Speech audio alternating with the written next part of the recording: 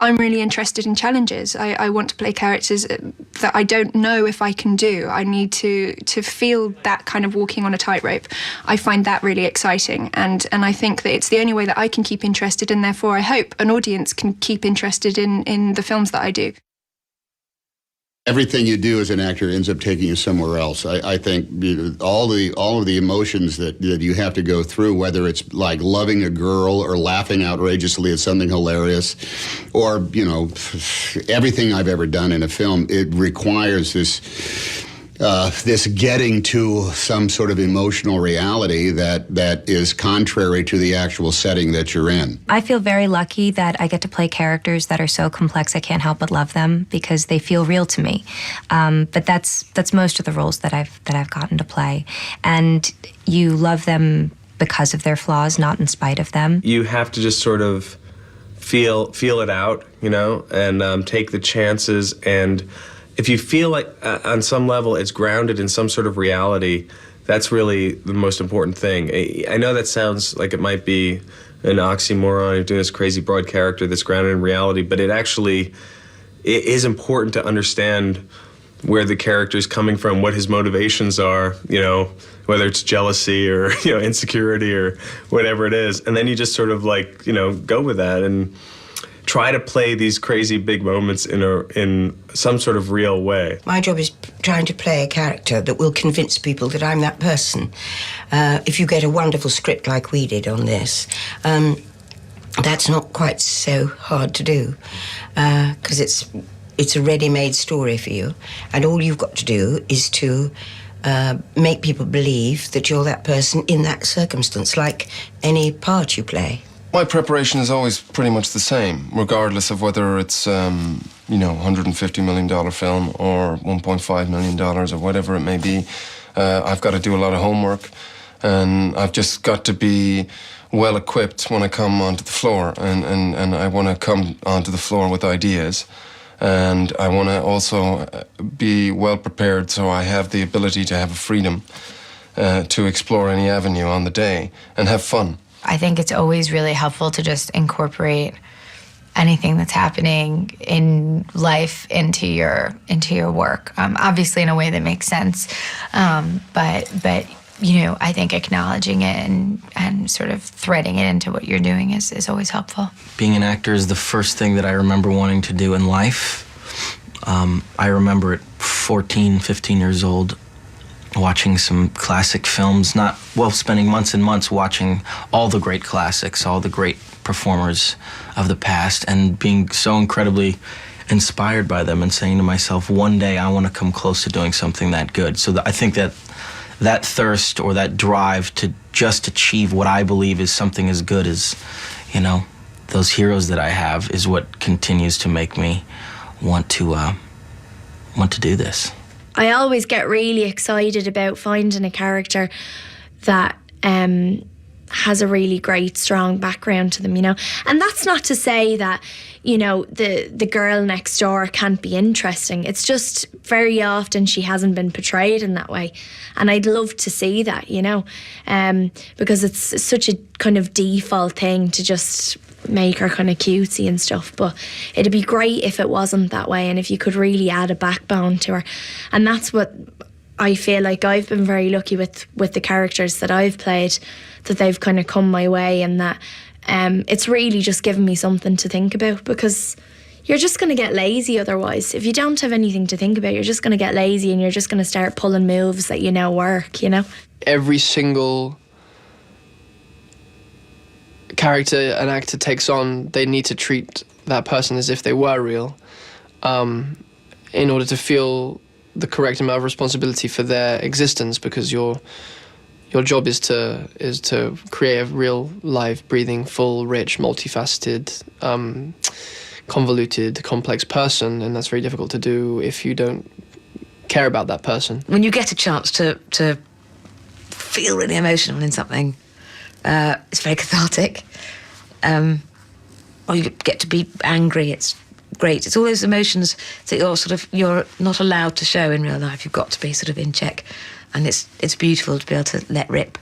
So I like if I can move people or make people laugh or anything. It's a joy. and I don't know.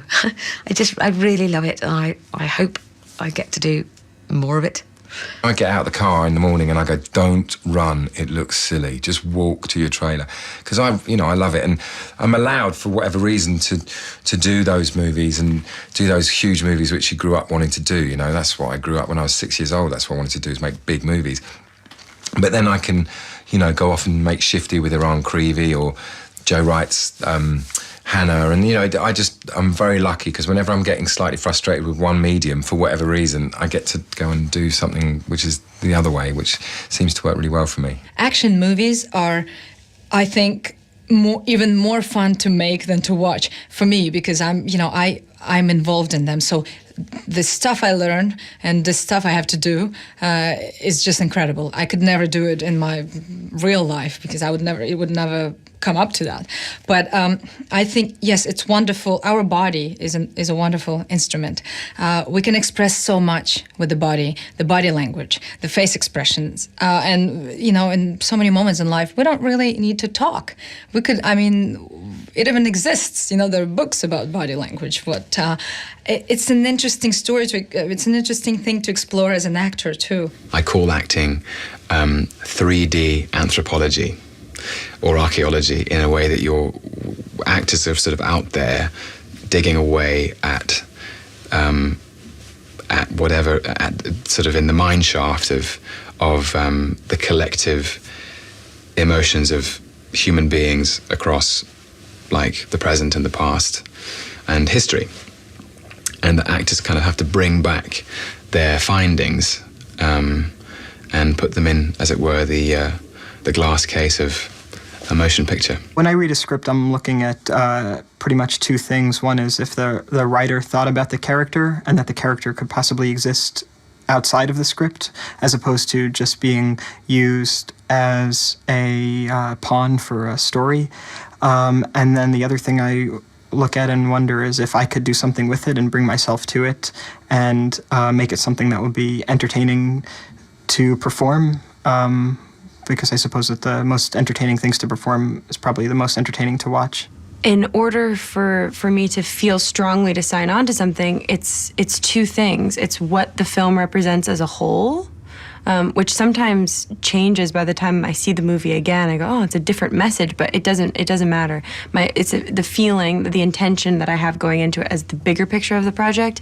And then you have to have, or at least I feel like for me, I have to have some sort of point of view where I feel like I'm the only one that can do this thing with that, with those words, and with that, what that represents to me. As an actor, there's a lot of control that we lose, and we immediately don't have the moment you start a project. You can do the best, you can give the best of yourself, and have done the most amazing research, and then the director takes it into an editing room for 9 months with his editor, and it might be a completely different thing. So if you think about it that way, the actor is the one element in a project that has the least amount of power. Working in the theatre really exercises your kind of acting muscles. That sounds really teachery, but it really, really helps you get kind of quick and